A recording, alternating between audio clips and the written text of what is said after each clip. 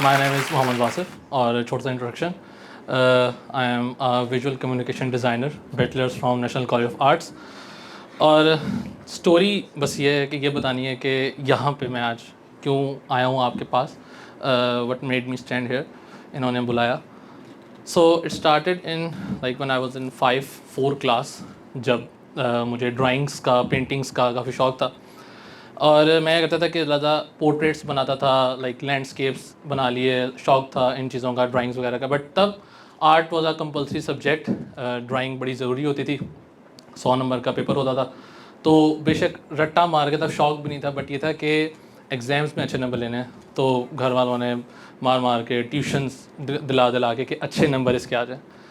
और वहाँ से वो जो एक आप कह लें कि मजबूरी थी, वो शौक़ में तब्दील हो गई। फ्रॉम 6, 7, 8 क्लास काफ़ी ड्राइंग्स वगैरह मैंने करना शुरू कर दी।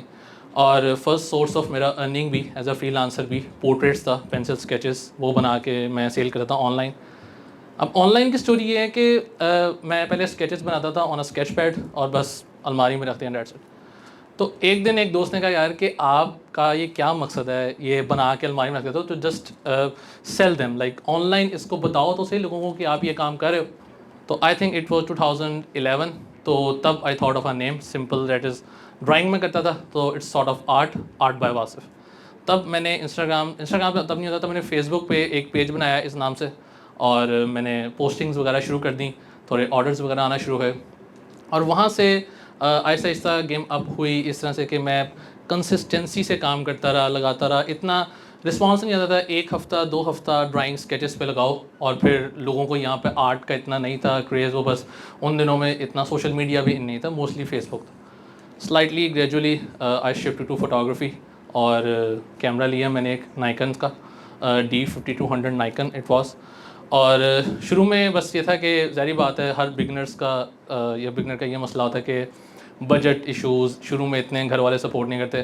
Sort of same issue with me, क्योंकि घर वालों ने नहीं इतना सपोर्ट किया। बट जब उन्होंने भी देखा यार कि मज़ीद एफ़र्ट कर रहा है और अपना टाइम इन्वेस्ट कर रहा है और वो पे बैक इसको मिल रहा है, तो उन्होंने भी इस चीज़ को सपोर्ट करना शुरू कर दिया।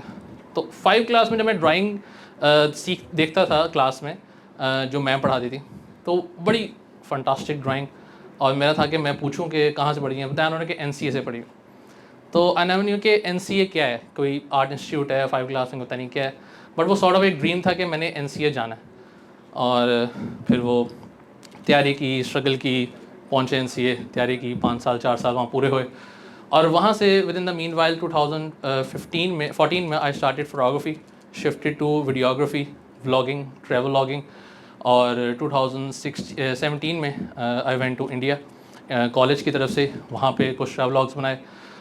और सोशल मीडिया का ये इम्पेक्ट था कि इतना ज़्यादा था कि मोस्टली लोग अभी भी न्यूज़पेपर एडवर्टाइजिंग या TV एडवर्टाइजिंग पे पैसे खर्च कर रहे हैं, और जो सोशल मीडिया है वो लोग कम अमाउंट खर्च कर रहे हैं। मतलब कहते हैं क्या कि इसका इतना इम्पैक्ट नहीं है। जो खबर जियो न्यूज़ के बुलेटिन में 9 बजे से पहले वाली हेडलाइंस में आएगी, उसका ज़्यादा इम्पैक्ट है एज़ कम्पेयर टू कि हम उसी अमाउंट का सोशल मीडिया पे एक ऐड चला दें। तो वहाँ से मुझे आइडिया हुआ कि यार कि मुझे मज़ीद अपने आप को मार्केट करना चाहिए। इंस्टाग्राम हैंडल बनाया, same name with art bye Wasif. और वहाँ से मैंने अपने फ़ोटोग्राफी के करियर का, आप कह लें कि आगाज़ किया। सॉर्ट ऑफ इंस्टाग्राम शुरू में 2012-13 में फ़ोटोग्राफी के लिए ही लोग इस्तेमाल करते थे as a building photography portfolio. तो वहाँ से इट स्टार्टेड ऑफ। और फिर शुरू में सिर्फ वो पैशन था, मैंने इसको एज अ प्रोफेशन लेके नहीं चला था, क्योंकि इन अ ब्राउन हाउस होल्ड अगर आप उनको कहेंगे कि मैंने फ़ोटोग्राफी से पैसे कमाने हैं, तो वो मजाक उड़ाएंगे। तो वहाँ से आई स्टार्टेड ऑफ कि मैं इसको अपने सिर्फ पैशन के लिए करूँगा, साथ में डिज़ाइन पढ़ूँगा और उसी के साथ एज अ जॉब करूँगा। लेकिन एक माइंडसेट था कि जॉब नहीं, ज़रा एक बिज़नेस माइंडसेट करना है, कि किसी के लाइक जॉब नहीं करनी, अपना काम करना है इंशाल्लाह। तो वो चीज़ एक माइंड में बिल्डअप करते करते एक पॉइंट आया। तो I was in thesis year, I got an email from Indonesian embassy कि हमने आपका काम वगैरह देखा है यूट्यूब पे, इंस्टाग्राम पे, तो हम आपको इंडोनेशिया इनवाइट करना चाहते हैं, तो आप आएँ और पाकिस्तान को दिखाएं कि इंडोनेशिया ट्रैवल के लिहाज से कैसा है। तो वो मुझे पहले तो यकीन नहीं हुआ, मुझे लगा कि जाली मतलब फेक है, स्पैम है, कि मुझे कोई इंडोनेशिया क्यों बुलाएगा अपने पैसों, और साथ वो अपनी तरफ से पैसे भी दे रहे थे कि आप आएँ और स्पेंड करें। तो वो टर्न आउट रियलिटी, वहाँ गए और काफ़ी एक्सपीरियंस किया। तो सॉर्ट ऑफ वो तो माई फर्स्ट पॉइंट कि वो मुझे आइडिया हो यार कि अगर मैंने अपने लिए मेहनत की है तो वो मुझे उसका सिला मिला।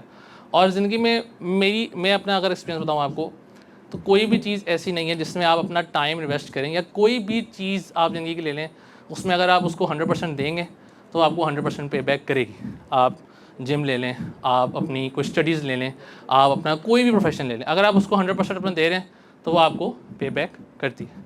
तो I started off with this photography, videography, vlogging पे आ गया मैं।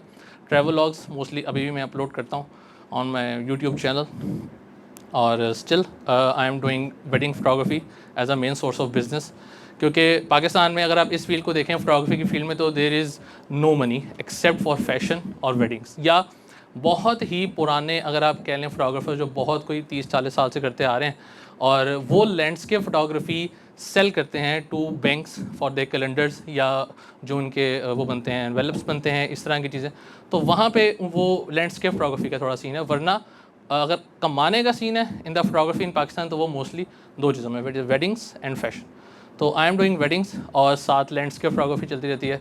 गवादर ऑलमोस्ट लाइक पूरा पाकिस्तान में घूम चुका हूँ, और सोशल मीडिया का यही इम्पैक्ट रहा है कि जिसका लाइक नंबर ऑफ़ फॉलोअर्स थोड़े बढ़ जाते हैं, पीपल कॉल देम इन्फ्लुएंसर्स, कि हाँ यार ये तो एक influencer, but I think according to me influencer is a big big big name, और रिस्पॉन्सिबिलिटी बहुत बड़ी है, क्योंकि इन्फ्लुएंसर वही है ना डेफिनेटली कि जिससे आप इन्फ्लुएंस हो रहे हैं। मतलब मिसाल अगर मैं अपने आप को इन्फ्लुएंसर कह रहा हूँ, जो कि मैं नहीं, अपने आप को नहीं कहता मैं, बट ये है कि मेरी एक एक बात का इम्पैक्ट है। कैसे? मैं आपको सिर्फ इंस्टाग्राम की मिसाल लेता हूँ। आई हैव 1,37,000 फॉलोअर्स, और मेरे अगर डेली की जो मेरी, अगर आप सिंपल स्टोरी की बात कर लें, उस पर स्टोरी व्यूज़ आता है मिनिमम 25,000 इन 24 आवर्स। इसका मतलब है कि 25,000 बंदा डेली मेरी बात सुन रहा है, मुझे देख रहा है, मेरे एक्ट्स रिकॉर्ड कर रहा है कि भाई ये बंदा क्या कर रहा है। और उस दौरान मैंने अगर कोई गलत बात कह दी, या मैंने कोई गलत बात फैला दी, या मिस इन्फॉर्मेशन दे दी, तो उसका इतना बड़ा इम्पैक्ट होता है। वही बात जैसा सर ने भी की कि वायरल होने में टाइम नहीं लगता, रातों रात चीज़ वायरल हो जाती है, ठीक है।